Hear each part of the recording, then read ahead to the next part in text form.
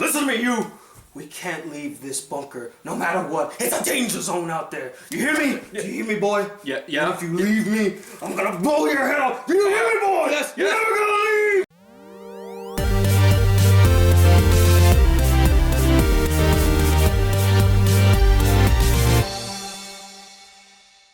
Hey guys, the Black Critic Guy, and I'm here with my buddy Chris, and we just got back from seeing... We saw 10 Cloverfield Lane. Indeed. Now, Chris, since, no one really knows what the main story is about this film, I'm going to try to be as vague as possible when giving the premise. So basically, the premise of 10 Cloverfield Lane is it follows these three people. They're living in a bunker after a certain incident has occurred, but they slowly start to realize that things are not what they seem. And that's pretty much the whole movie, without giving anything away. Now, Chris, I think you could agree with me that when we saw the first trailer for this film, we were completely surprised that not only they released the trailer like in what, January? Yeah, it was. It came out in March. It's a two month delay. Literally, the first trailer comes out in January to promote a film that comes out in March. That is ballsy as hell. Yeah. Not only that, there's this whole mystery and allure surrounding the film, especially when you see the title. It starts off like Cloverfield, and then you see the 10 and Lane. So I thought it was definitely like having like just putting out, first off, you're putting Cloverfield, which for the fans, make people say, "Oh, whoa, yeah, whoa!" I remember watching that found footage film that was iffy. That made people dizzy. If anything. So some people liked, some people hated. Yeah.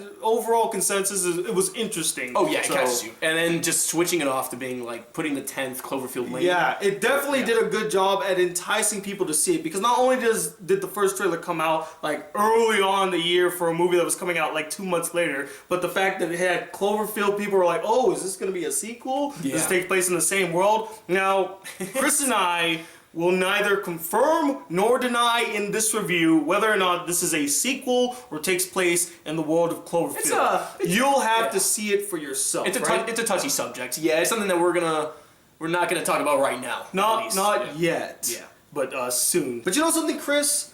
I think it was the mystery aspect that really convinced me to go check out this film. I mean, I just want to know more about the story, the characters, what is going on, all of it in its entirety. How would it all turn out, basically? Yeah, I mean, I'd honestly say the same. It was, even though I'm a big fan of the original, I'll fully say it. I love it was my first fan right here. It was my first found footage, and I didn't get dizzy. I know a lot of people did. I enjoyed it. It got my attention just instantly seeing Cloverfield. Just seeing, when you see the first title in the first trailer. You got a nerd boner for that. It's just like, oh, Cloverfield, yes! I mean, can't wait to see it. I wanted a sequel. I got a trailer that showed the name of a movie I loved, and you're like, I see ooh, the potential. 10th Cloverfield Lane. I thought it was great. It definitely, the potential of a sequel. I'm very curious. Yeah. So after we saw the movie, what do you have to say about it overall? It was enticing the entire time. It was it's a small film with you don't need to see the original to like it. You really don't. You can go in there blind.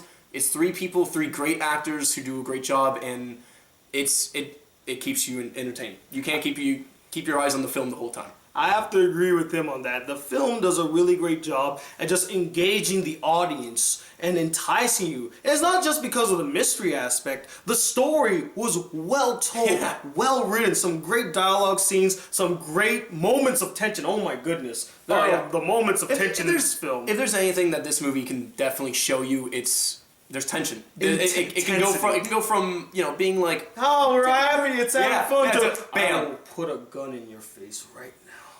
Don't you dare mess with me.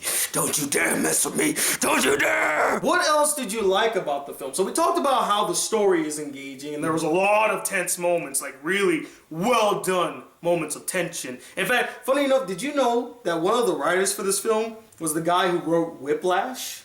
Really? Yeah, I'm not kidding. Damon Kazil, I think is his name. But excuse the pronunciation. Yeah, I always get pronunciations wrong. But he did really well in Whiplash when it came to really tense scenes, really just getting in your face. And I could really see that in the script. Like, there were just moments of tension where I'm like, he knew what he was doing. He's had experience in it. And he does those close-ups with them where it's just you understand the tension going on behind these Yeah, characters. you feel the anxiety like that. But what else did you like about the movie? It's Without giving anything away, of yeah, course. it's hard. That's very hard at this moment. Okay, how about the acting? Let's talk about I was the gonna say acting. Honestly, I would throw one out to John Goodman. He stands out throughout this entire film from being you can see something's off. The entire, and this isn't. I'm trying to avoid spoilers in any form. He does a wonderful job of just being an off-putting character. He can be nice to you. He can be kind. He can be mean. He could be doing whatever he does throughout the entire film.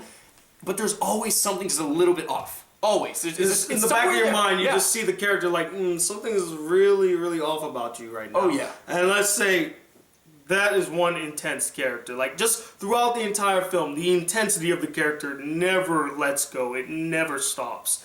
But what about like the main chick of the movie, played by Mary Elizabeth Winstead? She was. I mean, going into it, I did not know she was from Scott Pilgrim. Michelle, that's right. Her name was Michelle. It was Michelle, but I don't remember her being from Scott Pilgrim. She was Ramona. And that when he told me that in the theater, it made her a little bit better because I love Scott Pilgrim, and I thought she it was looked cool. fine in this movie too. Oh yeah, but her character was just so fascinating. Again, not giving much away, but her character was just so fascinating to see. Having her deal with everything that's going on in the film, just so interesting. Yeah, and also it's mostly her story. I'd say. Pretty I mean, everyone's included, but it's following her told from the beginning to the end. mainly from her point of view. Like, the story never deviates from her point of view. Yeah. You ever notice that? You never follow the other guy or never follow John Goodman's character, Howard. It's always from her perspective. Yeah. Which is very interesting. And then there's another guy in the film. His name is Emmett, which made me immediately think of Lego Movie.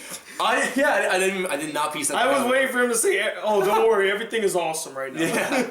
No, Emmett. If anything with Emmett, I mean, well, going back He's to the great comic relief character of the film. Oh, yeah. That's how you do comic relief, guys. You have one character, you can shut him down at any point if you want to, but you keep him on a solid level of comic relief, and people are loving him the whole time. And let's say too, there's some depth to this character, to these characters. There's a scene. There's a scene. I won't give too much away, but there's a scene that's shared between Michelle and Emmett that was actually quite touching. You learn a little bit more about their characters, and they have this really nice bonding moment. And it's sort really of, well and done. it gives them the background that you just need to understand where they're coming from any decision they make. Exactly. It's something that it's sort of unexpected, but they just go through this moment that's worth knowing their past. It's worth knowing why they do what they do or how they act, sort of deal. And it's just good to have that sort of psychological understanding. Again, It's great character building and great acting from all of the performers. Basically, they brought these characters to life. They made them relatable. They made them interesting, and I love them all to death. Even John Goodman, even though he's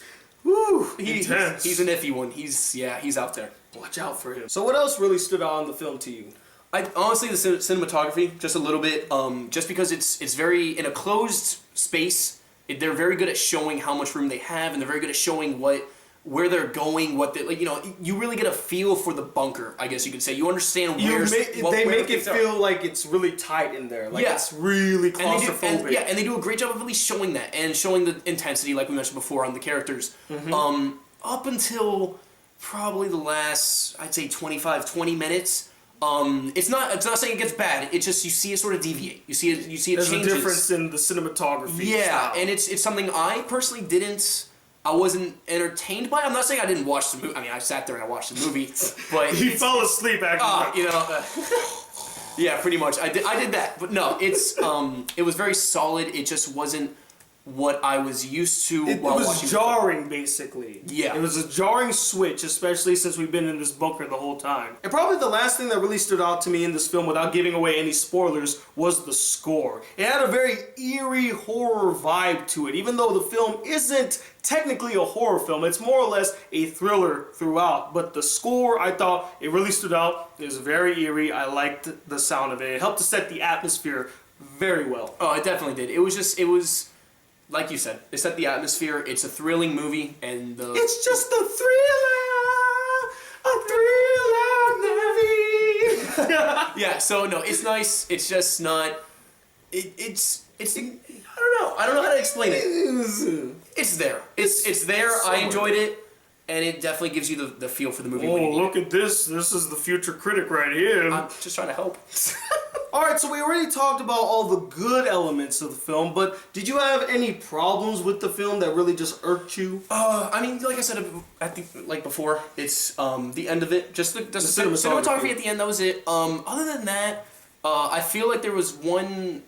I can't even. It was a voice that I wish was in the movie a little bit more. That's just me saying that. I can't. Again, no spoilers here.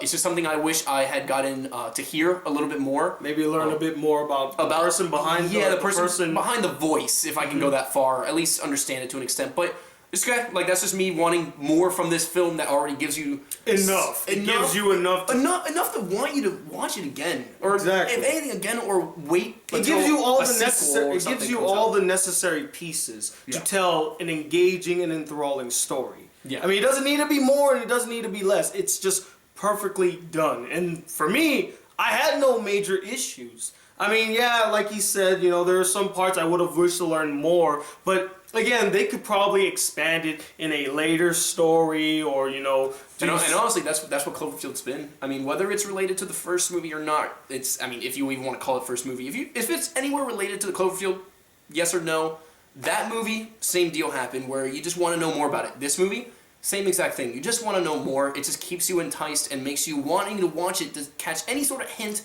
any sort of Easter eggs too. Like I would love to watch this movie again and see if there are any Easter eggs, any references to other movies and stuff like that. Have my little like Wikipedia page open, just looking at it, like, you know, looking for anything, any sort of hint at like King Kong or something. Funny enough, like thinking back to the film loved to keep you guessing too. I mean, not only did the trailer make you guess like what this film is going to be about and whether or not it's a sequel or part of the Cloverfield universe, but even in the story, you're not really sure about anything. Yeah. Whether or not the story that Howard spins to them is true or not. Like, what are the characters' true intentions? And it's mostly because you're watching from Michelle's perspective. And her perspective is literally, I don't know if I trust these people. All right, they're skepticism throughout. Yeah, and you're feeling it with her. You're understanding why she feels that way, which makes her that's what makes her such a great character too. Yep. Yeah, it does. Because you relate to her predicament. You're in it with her. You don't know anything about these people, whether you can trust them or not, what their intentions are. God, that just makes her an even better character to me. She's an amazing character in my opinion. So Chris, you're new to this whole thing of doing a review of me, so you probably aren't really familiar with my grading system. So basically, I grade movies from 0 being like complete and utter shit to 5 being an epic masterpiece. So out of 5 stars, what would you give good old 10 Cloverfield Lane? I'd probably give it a 4. A 4? Really? Yeah. Wow. I enjoyed the film. A 4 means I liked it in my perspective. Like, I would probably watch it again. It's not like something that I praise and I think is amazing. And I do think the acting's phenomenal. Cinematography is phenomenal for a time.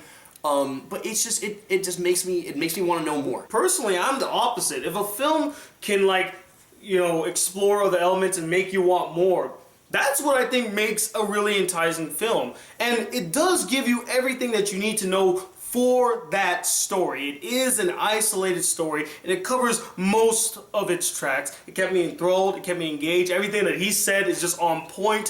For me personally, this is by far one of the best films I've seen in 2016, and I personally will give it a 5 out of 5 stars. I do think that it's truly an epic masterpiece, and I cannot wait to see if they're going to do some more with this story. I mean, look, I've been waiting for 8 years since Cloverfield to this. I've been waiting 8 years. I'm not saying I want to wait another 8 years. Please don't do J.J. Abrams. No, please. he's gonna make it 10 years this time. Of course, yeah. You actually just gotta add an extra year, so it's 9 years. 2 extra years. But as always, what did you guys think of this film? Did you love it? Did you hate it? What's your favorite suspense movie? What movie keeps you on your toes the longest? Comment below and let us know. And stay tuned, we're also going to be doing a spoiler review for 10 Cloverfield Lane. It will come out probably maybe a few hours after I release this. And I do have some anime reviews coming your way. I didn't forget about Bakemonogatari. I finished it.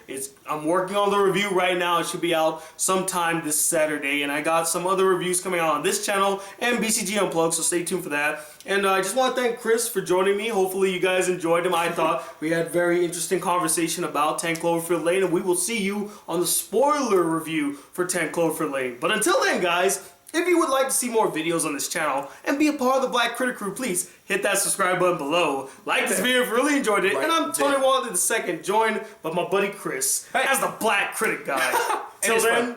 yes, and his friend. Till then, peace, YouTube. Wow.